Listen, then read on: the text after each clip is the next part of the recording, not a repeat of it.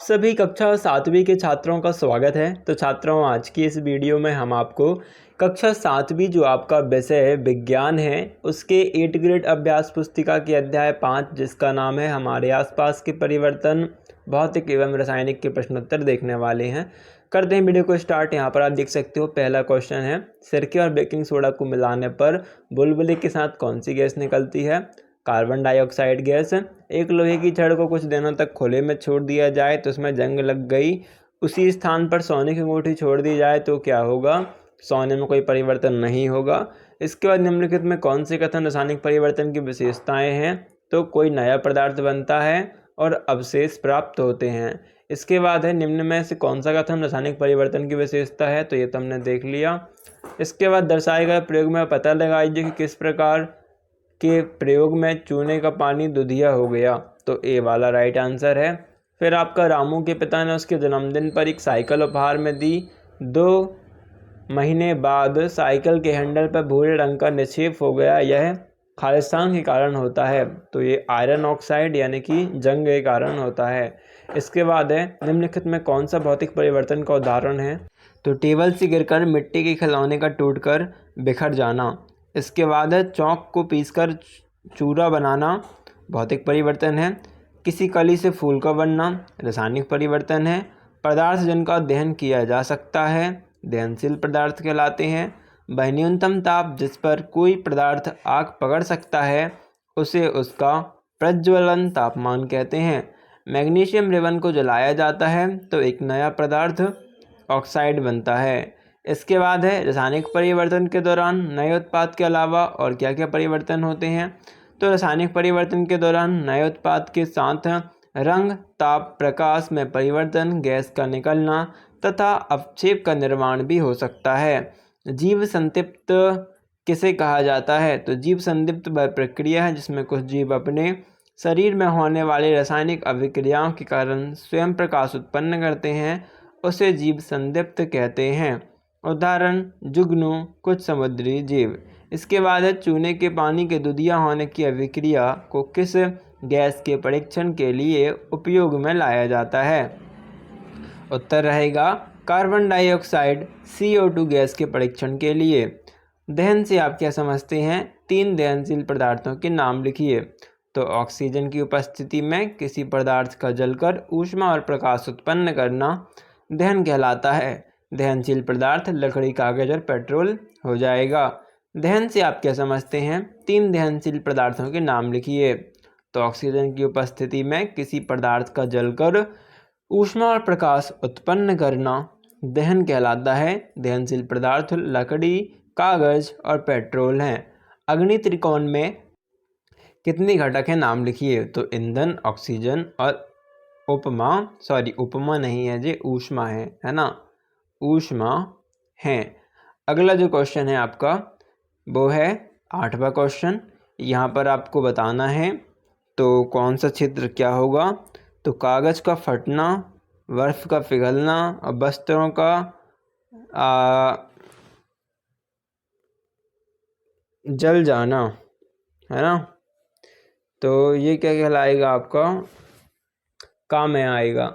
का में क्या है? भौतिक परिवर्तन है। और खा में क्या है? रासायनिक परिवर्तन। तो रासायनिक परिवर्तन जंग लगना, दूध का फटना, फलों का पकना, बेकिंग सोडा के सिरके के साथ मिलाना, कली से फूल बनना। और गा में क्या है? जो दोनों प्रकार के परिवर्तन है। तो मोमबत्ती का जलना रासायनिक और भौतिक दोनों प्रकार का है। इसके बाद रोटी बेलना और फिर उसे तवे पर सेकना, दोनों अलग अलग प्रकार के परिवर्तन हैं। इन्हें भौतिक और रासायनिक परिवर्तन के रूप में स्पष्ट कीजिए। तो रोटी बेलना भौतिक परिवर्तन है क्योंकि केवल आकार बदलता है। रोटी सेकना रासायनिक परिवर्तन है क्योंकि नया पदार्थ बनता है।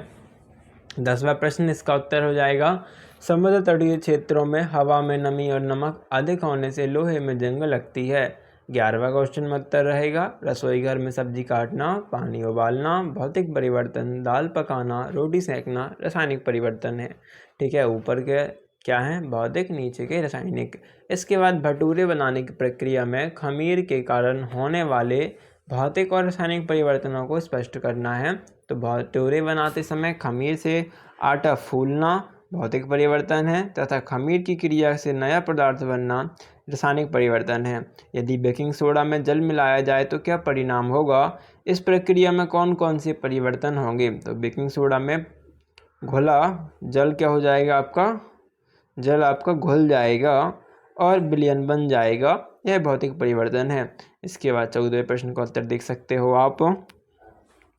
ये आपके 15वें प्रश्न का उत्तर रहेगा।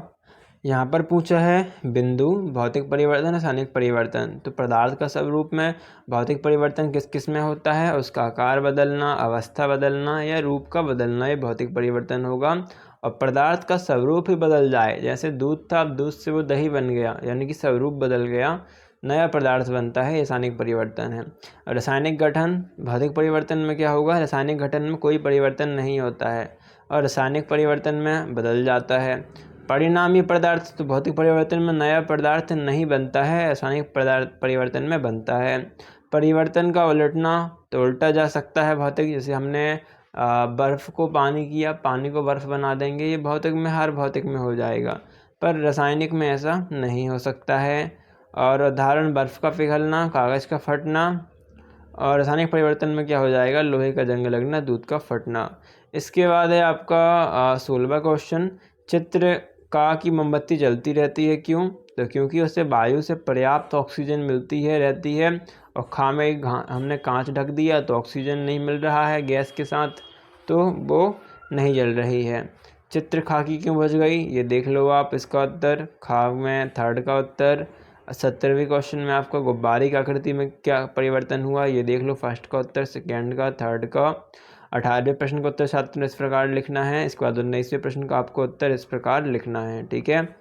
प्रोजेक्ट 1 में आपका क्वेश्चन है कि अपने आसपास होने वाले कोई 10 परिवर्तनों की सूची बनाते हुए उन्हें भौतिक तथा रासायनिक परिवर्तनों में वर्गीकृत करना है तथा होने वाले परिवर्तन के कारण स्पष्ट करना है।